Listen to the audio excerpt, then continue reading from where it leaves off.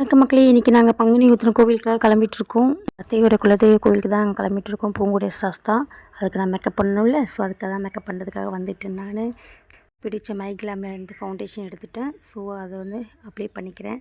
பாருங்கள் எங்கெங்கே ரோடு போடுறோம் பார்த்தீங்களா. ஓகே, சரி, இப்படி தான் நான் மேக்கப் ஸ்டார்ட் பண்ணுவேன்.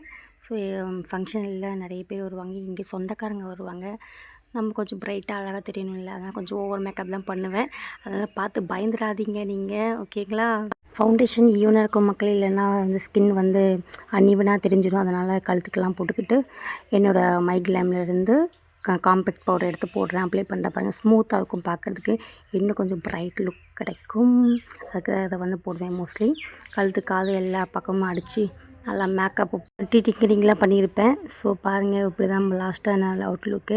இதுக்கப்புறமா என்ன பண்ணுவேன் உங்களுக்கே தெரியும், லிப்ஸ்டிக் தான். இது வந்து லிக்விட் பேஸ்டு மைக்லாமில் தான். இது 2 டோன் இருக்கும், பிங்க் ஒன்று இருக்குது. நான் பிங்க் தான் மோஸ்ட்லி போடுவேன், பிங்க் எடுத்திருக்கேன் நான்.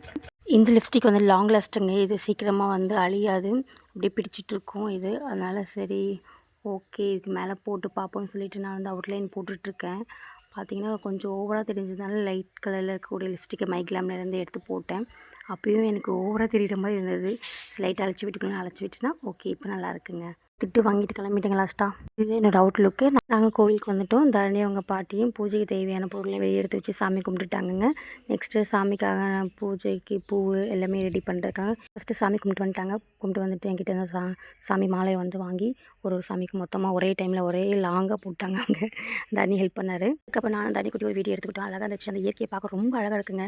இந்த பக்கம் பார்த்தா வாழைத்தோப்பு, இந்த பக்கம் பார்த்தா நெல்வளையல், செம்மையாக இருந்துச்சுங்க. அந்த பக்கம் மலை இருக்கும், பாறை மாதிரி இருக்கும்ல, ஸோ அந்த மலை இருக்கும், நல்லாயிருக்கும், செம்மையாக இருக்கும். எனக்கு ரொம்ப பிடிச்சிருந்தது. லாஸ்ட் இயர் வந்ததை விட ரொம்ப நல்லா இருந்துச்சுங்க.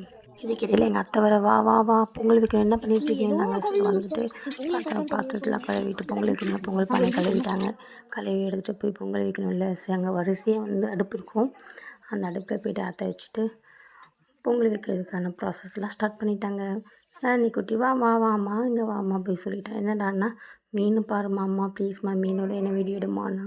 சரி, ஓகே, அவன் ஆசையை நம்ம ஏன் கெடுப்பான்னு சொல்லிட்டு அவனுக்காக இந்த வீடியோ பாருங்கள், எவ்வளோ சந்தோஷமாக இருக்கான்னு.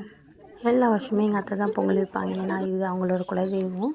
நான் சும்மா பக்கத்தில் நின்று வேடிக்கை தான் பார்ப்பேன்.